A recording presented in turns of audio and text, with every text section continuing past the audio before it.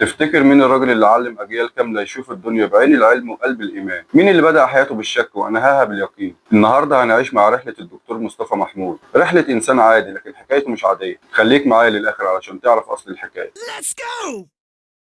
اتولد مصطفى محمود يوم 27 ديسمبر سنة 1921 في شبين الكوم في محافظة المنوفية. من وهو صغير كان جسمه ضعيف وعنده مشاكل في صدره، خصوصا بعد ما جاله التهاب رئه وهو صغير. المرض ده خلاه يقعد في البيت شهور، ما بيلعبش مع العيال في الشارع زي باقي اصحابه. اوقات كتير كانوا الدكاترة بيقولوا لاهله ابنكم مش هيعيش، لدرجة ان اهله كانوا بيحضروا نفسهم للأسوأ. سنة 1939 دخل كلية الطب في جامعة القاهرة واختار قسم الأمراض الصدرية، يمكن لأنه عانى من المرض ده بنفسه وحس بوجع المرضى اللي من النوع ده. اتخرج سنة 1952 واشتغل في مستشفى القصر العيني. من أول الستينات بدأ يسيب الطب ويتجه للكتابة، حس إن دوره الحقيقي مش إنه يعالج المرض بس، لكن إنه يعالج عقول الناس بالأسئلة والأفكار. كتب مقالات في الصحف وبعدها نشر أول كتاب ليه. لكن أهم محطة فعلا في حياة مصطفى محمود كانت اللي سماها هو بنفسه أزمة الشك. الراجل عاش حوالي 15 سنة كاملة في دوامة بيسأل نفسه أسئلة ملهاش إجابة سهلة. هو ربنا موجود؟ طب لو موجود ليه في ظلم؟ ليه ناس بتتولد غنية وناس بتتولد فقيرة؟ ليه في موت ومرض وشر في الدنيا؟ الأسئلة دي فضلت شغلة سنين طويلة. في عز الحيرة دي كتب كتابه الشهير الله والإنسان سنة 1961،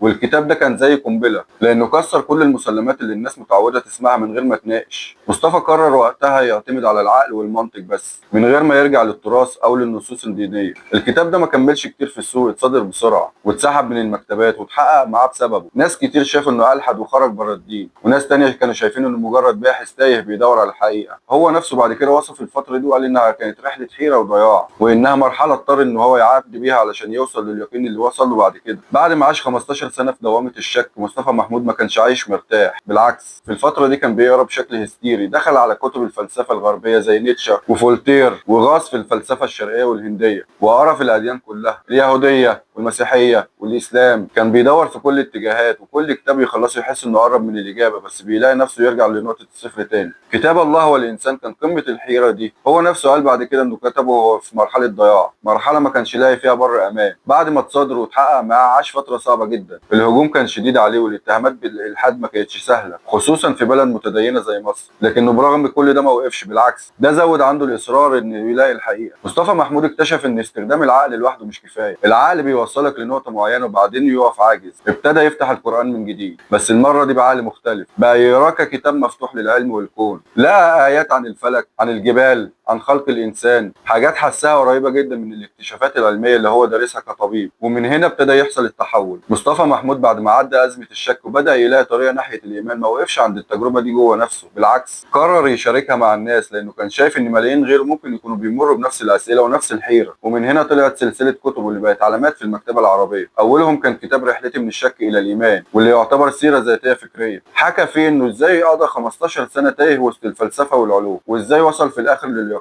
الكتاب ده لمس ناس كتير جدا لأنه ما كانش كلام تنظير، لا ده كان عن تجربة حقيقية من جوه قلبه وعقله. بعد كده كتب حوار مع صديق الملحد، والكتاب ده جه نتيجة نقاشات حقيقية كان بيقعد فيها مع شباب مثقفين متأثرين بالفكر الغربي. مصطفى محمود كان بيسيب صاحبه يسأله كل الأسئلة الملغومة اللي بتدور في دماغ أي شاب شاك. هو ربنا فين؟ ليه في شر؟ ايه معنى القدر؟ وبعد كل سؤال يرد عليه ردود عقليه وبسيطه ممزوجه بالعلم والفلسفه والقران. الكتاب ده بقى من اكتر كتبه انتشارا بين الشباب. كمان كتب كتاب القران كائن حي، وده كان ليه بعد جديد تماما. مصطفى محمود شاف ان القران مش مجرد كتاب ديني، لكن كتاب مليان حياه بيتكلم للانسان في كل زمن. كان بيقول دايما ان الايات مش نص، لكنها اشارات بتفتح لك ابواب العلم والتامل. ودي كانت طريقته الخاصه انه يربط بين المعجزه القرانيه والاكتشافات العلميه. المرحله دي كانت نقله كبيره في حياته، بقى شايف ان الايمان والعلم مش متصارعين، بالعكس كل اكتشاف علمي جديد ممكن يكون دليل على عظمة الخالق. وهنا ظهر مصطفى محمود المفكر اللي بقى ليه جمهور واسع، خصوصا بين الشباب اللي كانوا محتاجين يسمعوا خطاب جديد يربط بين الدين والعصر. ومع السنين والقراءة والتجربة مصطفى محمود اتغير فعلا، بقى شايف ان العلم لوحده مش كفاية، والدين من غير عقل برضه مش كفاية. ودي كانت الخلطة اللي طلعت مشروع حياته الأكبر، برنامج العلم والإيمان.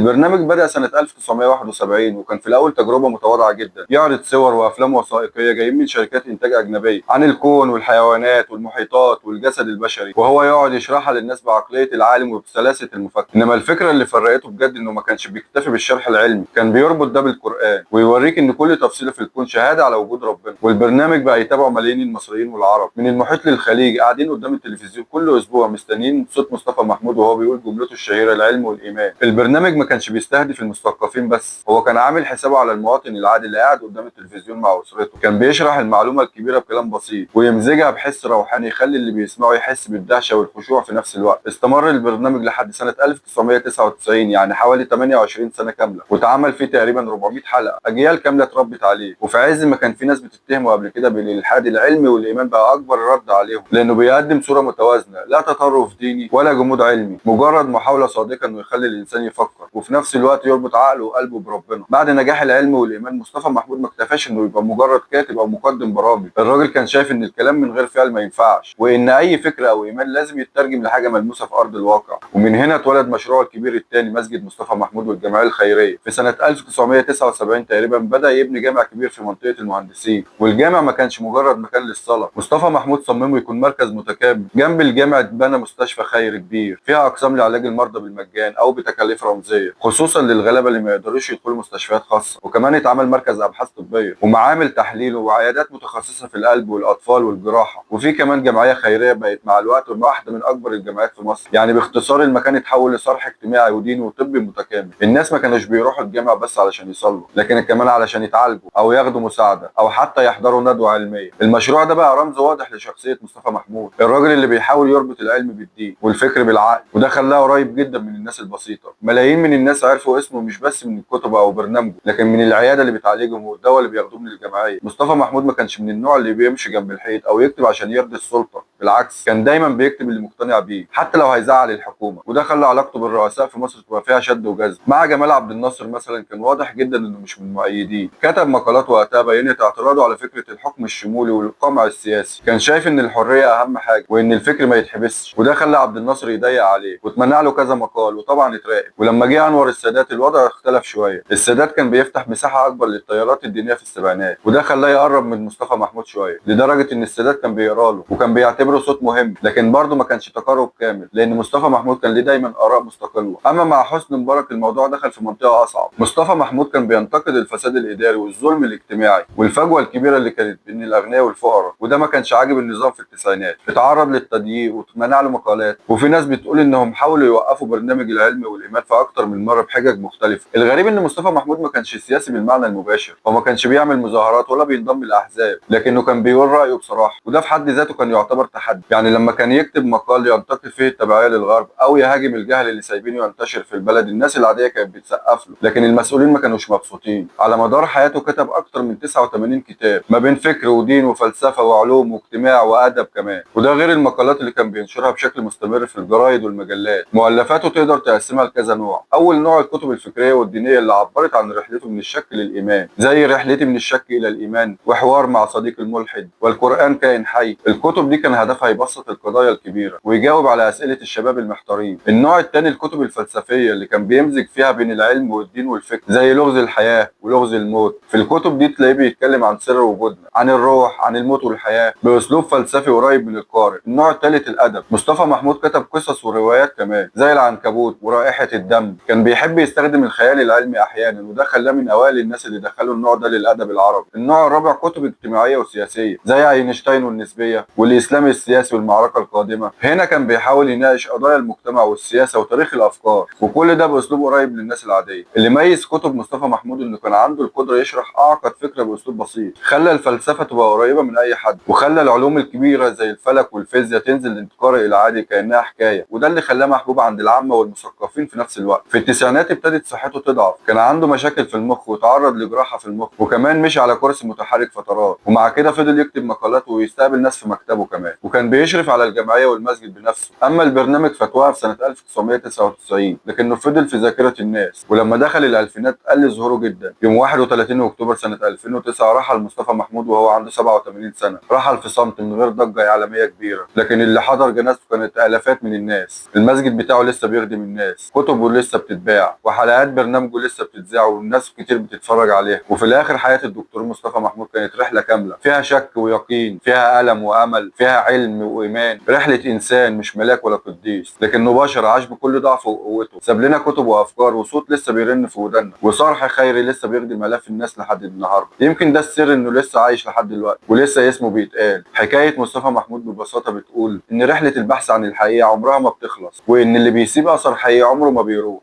لو عجبك الفيديو ما تنساش اللايك وتشترك في القناة، واستناني في أصل الحكاية الجاية.